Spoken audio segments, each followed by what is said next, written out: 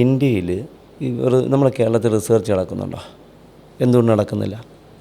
ഇവിടെ റിസർച്ച് ചെയ്യാൻ നമുക്കറിയാം. നമുക്കിപ്പോൾ ഏറ്റവും വലിയ റിസർച്ച് നമ്മൾ ചെയ്തിരിക്കുകയാണ്. ആർക്കെങ്കിലും അറിയാമോ അത്? പാമ്പ് കടിയേറ്റാൽ പ്രഗ്നൻസി കിറ്റ് പോലൊരു കിറ്റ് നമ്മൾ ഡെവലപ്പ് ചെയ്തു, ഒരു സംഘടന. എവിടെയും എത്ര വാർത്ത വന്നു? എന്താ വെച്ചാൽ പാമ്പ് കടിയേറ്റ ആളിൻ്റെ കടിയേറ്റ പാടുന്ന മുറിയിൽ നിന്ന് ഒരു തുള്ളി ഒരു ഡോട്ട് ബ്ലഡ് ഉണ്ടെങ്കിൽ അടുത്തത് വിത്തിൻ സെക്കൻഡ്സിൽ ഏത് പാമ്പാണെന്ന് അറിയാൻ പറ്റും. അപ്പോൾ നമുക്ക് തനി മെഡിസിൻ കൊടുക്കാൻ പറ്റുന്നു. ഇപ്പോഴോ കോബ്ര കടിച്ചാൽ കോബ്രയുടെയും വൈപ്പറിൻ്റെയും ക്രൈറ്റിൻ്റെയും ഹംബിനോസിൻ്റെയും കൂടെ വിനോട് കൊടുക്കുന്നത്. അപ്പോൾ എന്താ സംഭവിക്കുക? ഡെത്തിന് സാധ്യത കൂടുതലാണ്. നല്ലൊരു ഡോക്ടർ ഇല്ലെങ്കിലോ, മെയിൻ ഡോക്ടർമാരില്ലെങ്കിലോ, ഇപ്പം നമുക്ക് ആൻറ്റിബയോട്ടിക് കൊടുക്കുമ്പോൾ കാർഡിയാക് അറസ്റ്റ് വരും. കാർഡിയാക് അറസ്റ്റ് വരുമ്പോൾ അതിൻ്റെ അടുത്ത മരുന്ന് കൊടുക്കുക, അടുത്ത ഡോസ് കൊടുക്കാൻ പറ്റണ്ടേ? ഇതൊക്കെ നമ്മളായിട്ട് നടക്കുന്നുണ്ടോ?